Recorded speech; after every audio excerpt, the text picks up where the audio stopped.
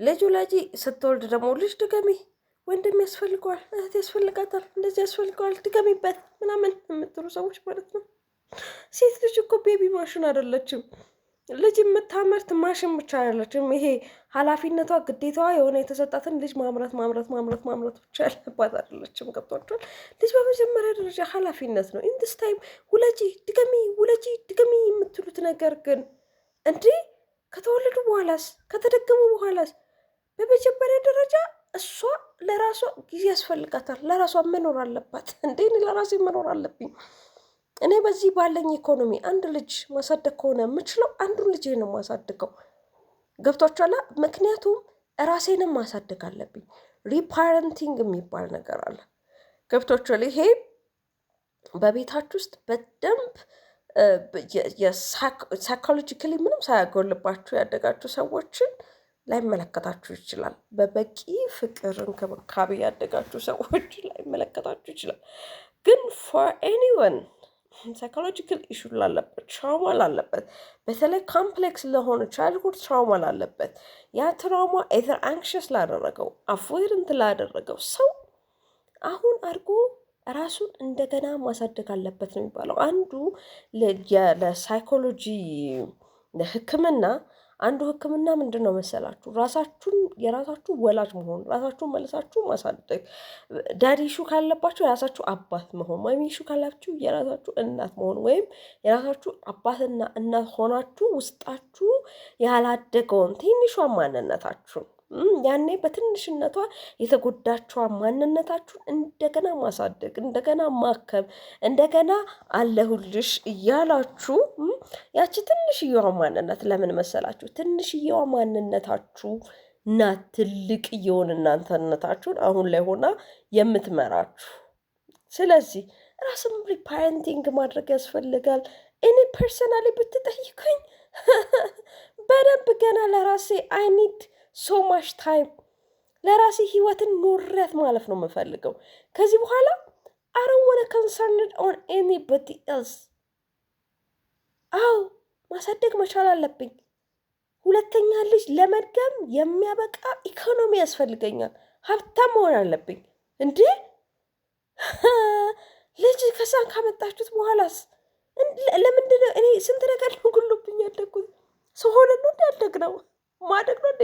እሱንም ከሰው በታች እንዳትወሩ እየተባለን አድገም ማለት ነው። እሱንም ማለት ነው እነሱ በእነሱ መረዳት በዛ ልክ ስለነበር የሚረዱት እንደዛ አድርገው አሳድገዋል። እና ስህተታቸውን መድገም የለብንም። አዎ ልጅ ከመጣ በኋላ በበቂ ሳይኮሎጂና ኢኮኖሚ ማደግ አለበት። እንዴ ዝም ብሎ ልጅ አይመጣም። ስናወራም በእውቀት እናውራ። ማውራት ግዴታችን አይደለም። ያላገባ ስናይ አግባ ማለት ግዴታችን አይደለም። የወለደ ስናይ ድገም ማለት ግዴታችን አይደለም። ያገባ ስናይ ውለድ ማለት ግዴታችን አይደለም። እስናነሳሰር የምናወራው ነገር ከሌለንና በሀሳብ ድርቀት ከተመታን ትንሽ እናንብብ። ማንበብ ማንችል ሰዎች ደግሞ እናዳምጥ። አሁን ላይ ብዙ እውቀትን የማግኛ መሳሪያዎች አሉ። ኦዲዮ ቡክስ አሉ። ገብቷችኋል? ኢቨን በሬዲዮም ሆነ በሶሻል ሚዲያ በተለያየ መንገድ እውቀትን የማግኛ መሳሪያዎች አሉ።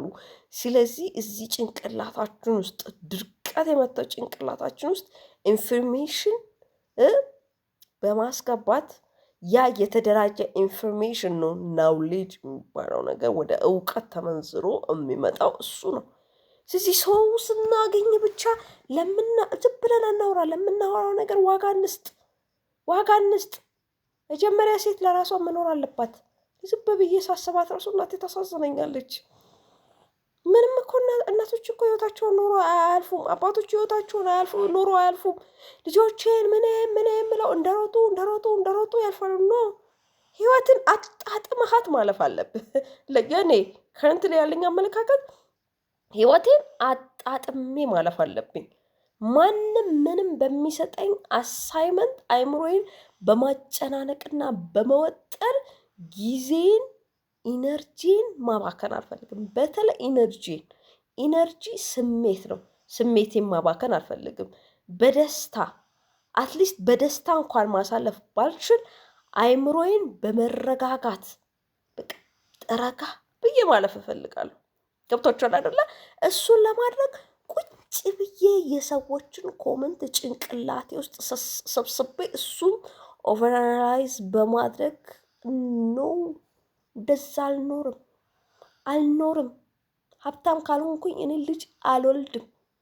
ልጄን የማኖር አቅም ሊኖረኝ ይገባል። ህይወትን መጥቶ የሚማረርባት ላደርግባት አይገባም። ወይ ሴትም ከሆነች እንደዛ ላደርግባት አይገባም። መኖር ያለባትን ህይወት መኖር አለባት። አምጥቼ ህይወት ልቀማት አይገባም። ኃላፊነት ሊሰማኝ ይገባል። መውለድ ስላማረኝ ብቻ፣ ሰዎች ውለጂ ስላሉኝ ብቻ፣ ብዙ ሰው ሲወልድ ስላየውኝ ብቻ መውለድ አይደለም ቁም ነገሩ። ለመውለድ በእበትም ትል ይወልዳል ይባላል። መውለድ አይደለም ወልዶ ማሳደግ መቻል ነው። በተለይ እግዚአብሔር እድሜን ከሰጠ ለወላጅ እግዚአብሔር የማሳደጊያ እድሜን ከሰጠ ወላጅ መኖር አለበት። ሉክ ልጅነታችሁን ለመኖር ብዙ ትላንትናችሁን መስዋዕት አድርጋችሁ ከፍላችሁ ዛሬ ላይ ደርሳችሁ ዛሬ ላይ ደግሞ ተምራችሁም ስራ ይዛችሁም ደሞዝ ይዛችሁ ወይ የራሳችሁን ቢዝነስም ከፍታችሁ በተለያየ ሁኔታ ግን የራሳችሁ ገቢ ኖሯችሁ ያንን ገቢያችሁን አጣጥማችሁ ላይፋችሁን እንደመኖር እንደገና ምንም ላይፋችሁን ኢንጆይ ሳታደርጉት ኢንጆይመንት ኢዝ ናት ኦንሊ አባውት ጎይንግ ቱ ሳም ሪክሬሽናል ፕሌስ መሄድ አይደለም። ሰከን እርግት ብሎ መኖር መቻል ራሱ አንድ ስኬት ይመስለኛል። መኖር አለብኝ እኔ መጀመሪያ እዚህ ምድር ላይ መኖር አለብኝ። ሀቭ ቱ ሊቭ እንዴ ህይወትን ላጣጥማት ይገባል። ህይወት ነሰሰሊ የጭንቀት መናኸሪያ መሆን የለባትም። ከቁጥጥራችሁ ውጭ ሆኑ የሚመጡ ጭንቀቶች ካልሆኑ በስተቀር ከአቅማችሁ በላይ የሆኑ ጭንቀቶች ካልሆኑ በስተቀር በተለይ እኔ ሰዎች አስተያየት ህይወቴን ዲስተርብ እንዲያደርገኝ አልፈቅድላትም። እና በደንብ እያንዳንዷን ፍሪክሽን ኦፍ ሰከንድ ማጣጣም አለብኝ። እያንዳንዷን እንቅስቃሴ ማጣጣም አለብኝ። ልጄን ኢንጆይ ማድረግ አለብኝ። ከልጄ ጋር ኳሊቲ ታይም ማሳለፍ ኢንጆይ ኃላፊነት ብቻ አይደለም ህይወቴ ውስጥ ሊኖር የሚገባው ኢንጆይመንትም ሊኖር ይገባል። እማጣጥመው ነገር ሊኖር ይገባል። ከአቅሜ ጋር ያልተመጣጠነ ነገር ባመጣውኝ ቁጥር አይምሮኝ ለአላስፈላጊ ጭንቀትና ስጋት፣ መረበሽ፣ መታወክ ነው አይምሮዬን እምዳርገው። ኖ ለዚች አጭር ህይወት ዛሬ ትሁን ነገ ለምንሞትባት ለማናቀው ህይወት አላስፈላጊ መጨናነቆችና ሁከቶችን ፈጥሬ ማለፍ አለብኝ ብዬ አላስብም። ኢንጆይ ነው ማድረግ ላይ ባለችኝ ነገር ከብቶቿ ባለችኝ ነገር ቤቴ ተቀምጬ በተረጋጋ መንፈስ ውስጥ ቁጭ ብዬ የምሰራውንም ስራ ማከናወን አለብኝ። እንዴ መጨነቅ ግዴታ አይደለም፣ መታወቅ ግዴታ አይደለም። የሰዎችን ሁሉ ኮመንት እያስተካከልኩኝ ሉክ እዚህ ደረጃ ላይ ደርሻለሁ፣ እንደዚህ አይነት ስኬት ላይ ደርሻለሁ፣ ሄይ ጋይስ አጨብጭቡልኝ፣ ተመልከቱኝ፣ ስኬት ላይ ነኝ፣ እወቁልኝ፣ አድንቁኝ ምናምን የሚለውን አይምሮዬን አላስተናግደውም። የማንም ሰው ጭብጨባ አያስፈልገኝም ህይወቴ ውስጥ ለመኖር። የማንም ሰው ጎበስ፣ አቤት እንዴት አይነት ጠንካራ ልጅ ነሽ፣ አቤት እንዴት አይነት ቀልጣፋ፣ እንደዚህ እረንትና የሚል ምንም አይነት ቬሪፊኬሽን አያስፈልገንም። እሱ ለፐርፌክሽን እንድንኖር ያደርገናል። ለፐርፌክሽን ማለት ስህተት እንዳይገኝብን፣ በቃ ሁሌም ጥሩ፣ ሁሌም ጎበዝ፣ ሁሌም ጠንካራ፣ ሁሌም ፖዘቲቭ ነገር ብቻ አካባቢያችንን ሰራውንድ እንዲያደርገን ያስገድደናል።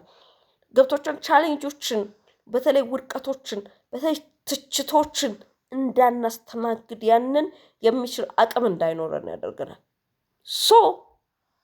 ያለኝ ነገር ላይ ረጋ ብዬ የራሴን የህይወት አቅጣጫ ፕላን አውጥቼ ያለው ነባራዊ ሁኔታ ያለሁበት ነገር ምን ይመስላል እና ነገን እንዴት ነው መኖር የምችለው በየ እንቀሳቀሳለሁ እንጂ በፍጹም በሰዎች አስተያየት፣ ኮመንት፣ ሁኔታ ጋይድ አላደርገውም። ገብቷችኋል? እንዴት ነው የማላደርገው? አይምሮዬ የሚሰጠኝን አሳይመንት ሁሉ አላስተናግደውም። ስፖት አናሊሲስ እሰራለሁ። እዚህ ውስጥ ስፖት አናሊሲስ ለራሴ ስፖት አናሊሲስ በተቋም ደረጃ ነው አይደል? ነው ፐርሰናሊም